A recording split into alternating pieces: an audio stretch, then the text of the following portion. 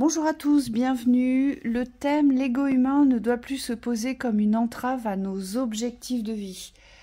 Alors l'ego nous sert, on ne doit pas être dépourvu d'ego, mais aujourd'hui cet ego doit être au service de votre bien-être et au service des ouvertures et de vos avancées. Il faut savoir que notre ego réagit en miroir de notre émotionnel.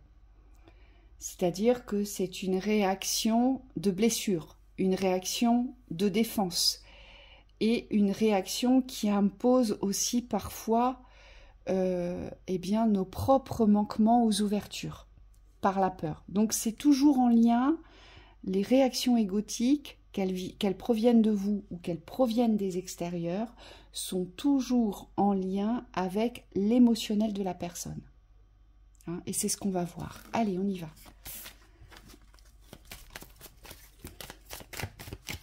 Et souvent, notre ego, parfois dans la réaction, parce que l'ego nous porte souvent à réaction ou à fermeture, c'est un peu, vous savez, on me donne un peu l'image des œillères.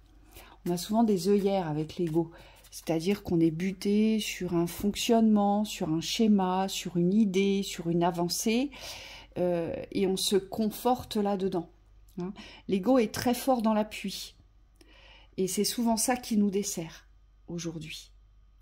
Aujourd'hui, ce qu'on nous dit avec les doutes, c'est qu'il est bien de se remettre en question parfois dans nos systèmes relationnels et qu'il est bien aujourd'hui peut-être, alors c'est pas évident pour tout le monde, mais le simple fait déjà de recevoir l'information et d'en prendre conscience, il est bien peut-être de se replacer, on me dit, à sa place aujourd'hui, et peut-être d'être plus enclin à l'ouverture. Les doutes servent à ça, en fait.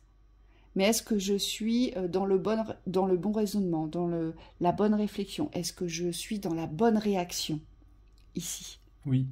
Oui, on vous dit de fonctionner par rapport à vous-même, et pas par rapport aux autres. Parce que l'ego humain, c'est aussi... être au clair avec soi, c'est-à-dire si vous avez une façon d'agir, une façon d'être, on vous dit aujourd'hui ne recevez plus les façons d'agir ou d'être des autres, puisque c'est pas votre fonctionnement, et on me dit surtout vous ne pouvez pas vous y adapter. Par contre, ce qu'on vous dit, c'est qu'intérieurement, il faut qu'il y ait plus de souplesse sur le déroulé des choses, c'est-à-dire que on me dit on peut se mettre en protection vis-à-vis de ce qui ne nous correspond pas, mais par contre, il faut faire un effort dans les ajustements, dans les adaptabilités de nos propres résistances. Et donc là, on vous dit, pour certains, il y a des mises en danger, il y a des mises en lumière, des mises en avant qui sont indispensables pour pouvoir aller dans le sens de vos objectifs. Moi, on me dit dans le sens de la révélation. Pourquoi? Parce que lorsque l'ego appuie une fermeture à contresens, à contre-courant des objectifs de vie, eh bien... c'est la répétition, la récurrence des cycles lourds, des cycles qui vont vous ramener dans les mêmes expériences de vie. Donc là, il y a aussi cette notion d'être dans la révélation des ouvertures. Et on nous dit parfois, il ne suffit pas de grand-chose, il suffit simplement d'être à l'écoute, en fait, de ce que l'on veut vraiment.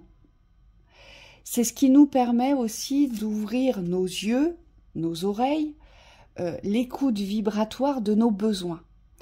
Parce que l'ego va appuyer en force, il appuie souvent en force sur ce qu'il connaît, sur ce qu'il a déjà vécu. L'ego, c'est ni plus ni moins un appui du mental. D'accord? Il vient renforcer le mental, l'ego. Mais il est en lien avec l'émotionnel. Donc, c'est une réaction émotionnelle. Et donc, lui, l'ego, forcément, ce qu'il ne connaît pas, ça lui fait peur. Mais surtout, il n'a pas de repère sur ce qu'il ne connaît pas. Et donc, l'ego va vous ramener à chaque fois sur le connu. Pourquoi? Parce qu'il y a un repère. Mais un repère émotionnel, surtout. Ah bah ça, je l'ai déjà vécu, je ne le veux plus. Ça, c'était vachement bien, je veux y retourner. Vous voyez? C'est un repère émotionnel. Ça, je l'ai déjà fait, j'ai déjà accompli, donc je peux y retourner aussi. Voilà. Et on vous dit pour autant, ça ne doit pas vous bloquer dans les nouvelles expérimentations. Puisque avec vos certitudes, qui sont reliées, on me dit, à l'intériorité et non aux extérieurs, aux expériences que vous avez vécues, Ces certitudes-là peuvent vous permettre aujourd'hui de vous ouvrir les espaces sans rentrer dans les doutes, sans rentrer dans l'émotivité et sans rentrer dans le souvenir. On vous dit pour ce faire, il ne faut surtout pas vous arrêter au point de vue d'autrui, on me dit. C'est-à-dire qu'aujourd'hui, vous devez être en capacité de ne pas tenir compte de la vie des autres. Ça fait partie de l'ego. L'ego n'est pas qu'en soi, il est aussi sur les extérieurs. Et on vous dit de cette barrière-là, il n'y a pas à vous protéger, il y a simplement à vous libérer. On me dit de tout ce que les autres peuvent projeter vers vous. Que ce soit un collectif, que ce soit les personnes autour de vous, un compagnon, la famille. Aujourd'hui, vous êtes un être entier. Vous avez une manière de faire et on me dit surtout vous avez une confiance qui vous est propre. Et donc cette confiance, pour pouvoir la mettre en pratique, il faut bien être détaché à un moment donné de ce que les autres projettent vers vous. Et donc c'est cet ego-là aussi qu'il va falloir soit remettre à sa place, soit laisser à sa place, pour pouvoir vous exprimer dans le cadre qui vous correspond. Il faut savoir que l'ego, comme il est lié à l'expérience émotionnelle, donc le souvenir d'un émotionnel ou la présence émotionnelle de l'instant, il nous ramène aussi dans les habitudes de souffrance. Ce sont des habitudes de récurrence, mais qui sont liées à un émotionnel. Je vous prends un exemple très fort qu'on me donne, là, que Michael me donne. Michael me dit... lorsqu'on a été élevé dans la maltraitance, vous voyez, c'est vraiment un exemple très très fort, quand on a été élevé dans la maltraitance, eh bien, on ne peut croire qu'à la maltraitance. Donc, on va défendre la maltraitance pour forger le caractère. Vous voyez ? Et on nous dit ça appartient à l'ego, parce que c'est en lien avec l'émotionnel. Donc, vous avez une position bien ferme, bien arrêtée, sur le fait que la rudesse... forge le caractère, que la maltraitance forge le caractère où tout est dépourvu d'affect. Vous allez appuyer fort là-dessus. Vous voyez, donc c'est directement relié à l'émotionnel. Et ça peut être en lien aussi, on me dit, pour beaucoup d'entre nous, surtout dans nos cultures, avec l'environnement de l'échec. C'est-à-dire que aujourd'hui, on vous a peut-être transmis ou vous avez peut-être intégré le fait que dans l'échec, vous vous renforcez. Et on me dit c'est pas forcément les meilleures fondations. Un état d'esprit qui est confiant, on me dit il est capable de se construire dans la réussite. C'est-à-dire il est capable aujourd'hui d'abandonner les fondements qui sont les vôtres, peut-être liés à l'échec, pour pouvoir créer une réussite, mais qui est beaucoup plus positive, beaucoup plus intuitive, on me dit, dans la construction. Et non plus en réaction à ce que vous n'avez pas réussi ou à ce qui vous a longtemps été... transmis dans les problèmes, on me dit ce qui vous a posé problème. Ou vécu dans l'expérience, et c'est pour ça que l'ego reste attaché à la souffrance. Vous savez, d'accord, Michael me dit c'est typique des séparations dans les relations. Qu'est-ce qui va venir être blessé avant toute chose quand vous vous séparez? C'est l'ego. C'est l'ego, et vous allez essayer de faire comprendre à la personne, par votre ego, qu'il ne faut pas se séparer. Mais c'est pour vous que vous le faites. Vous n'êtes absolument pas dans l'écoute des besoins de l'autre, quand l'autre décide d'une séparation ou quand vous décidez d'une séparation. Eh bien, la tierce personne va essayer de vous convaincre que c'est une mauvaise idée, mais c'est complètement égotique. Malgré la situation d'instabilité et de souffrance, l'autre personne va vous dire « mais non, enfin, on ne va pas se séparer ». Vous voyez ? Et on vous dit c'est directement lié à l'attachement de la souffrance. Hein? Allez, qu'est-ce qu'on a d'autre à nous dire par rapport à ça? Je pense qu'on a déjà pas mal. Oui, il y a quelque chose avec l'entra. La force. On me dit ne renforcez pas les barrages, les blocages. Quand il y a une situation qui se présente à vous au niveau des conflits, au niveau des frictions vis-à-vis d'un ego extérieur ou avec le vôtre, n'allez pas dans le sens inverse. Le but, c'est vraiment d'aller fluidifier le conflit. Donc, soit clarifier, et dans ce cas-là, il y a une explication, il y a comme une conscience à poser sur le conflit pour pouvoir vous libérer de ces espaces de blocage. Soit, on me dit, si le conflit est inévitable, c'est-à-dire s'il est juste, c'est être apaisé dans le conflit. C'est possible d'être en conflit ou dans une négociation en étant calme, en étant en paix avec le conflit. Oui. Ici, ce qu'on me dit avec la force et la cupidité, c'est que souvent on a tendance à vouloir forcer l'avoir. on veut obtenir quelque chose, on veut posséder une personne, on veut détenir l'unique vérité. Voilà. On nous dit attention parce que l'ego, il intervient en force. Et c'est pour ça que je vous parlais en début de vidéo de nos réactions. On est en réaction. L'ego est toujours en réaction.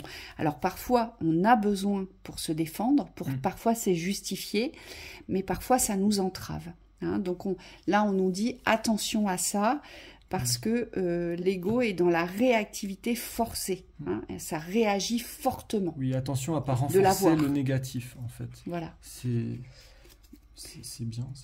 Et donc, forcément, quand on est dans la réaction, dans la force pour obtenir, eh bien, ça pose une entrave à nos objectifs de vie. Parce que l'objectif de vie, c'est une ouverture dans la fluidité, dans la facilité, dans la simplicité.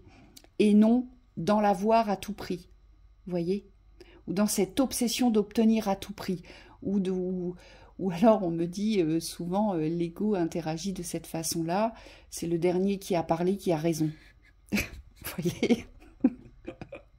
Voilà, je force l'expression, je vais en rajouter un petit peu, c'est moi qui terminerai la conversation. Vous voyez, ça intervient, on interagit dans le relationnel de cette façon-là. Sur des bêtises. Et donc souvent, ça vient poser des blocages sur nos objectifs de vie. Oui, parce que forcément, ça nous détourne. On me dit, c'est souvent dans ces cas-là où on se blesse le plus, parce que comme on n'est pas dans l'équilibre de la justesse, forcément, les déséquilibres nous impactent. Et donc, vous allez avoir des forces contraires qui vont se manifester sur votre route parce que vous avez été dans un excès à un moment donné. Et souvent, après, on ne comprend pas. C'est-à-dire que l'ego, dans le sens inverse, c'est alors pourquoi ça m'arrive, ça encore, hein, pourquoi je suis bloqué comme ça? Et en fait, c'est toujours les systèmes qui sont à réharmoniser. Donc, des fois, il faut un peu plus prendre sur soi. On me dit revenir dans une forme de sagesse. Et d'autres fois, il faut savoir s'affirmer, mais dans la justesse. Apaisement. Aussi, l'ego est en lien avec toutes les formes d'autorité.